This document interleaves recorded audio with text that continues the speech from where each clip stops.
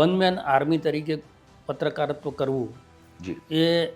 બહુ જ કાંટા ભરેલા માર્ગ ઉપર ચાલવા જેવું હોય છે. 2002માં જે લાર્જ સ્કેલ ઉપર આપણને જોવા મળે એવા તો આ લોકોને હિન્દુ મુસ્લિમની ઇમ્પેક્ટ કેવી થાય મારે એ સમજવું છે. પણ કોંગ્રેસ અને આમ આદમી પાર્ટી માટે અસ્તિત્વની લડાઈ છે સ્થાનિક સ્વરાજની ચૂંટણી, અને ભારતીય જનતા પાર્ટી માટે એના સંગઠન અને જે સત્તામાં અત્યારે લોકો બેઠેલા છે એના માટે બહુ મહત્ત્વપૂર્ણ છે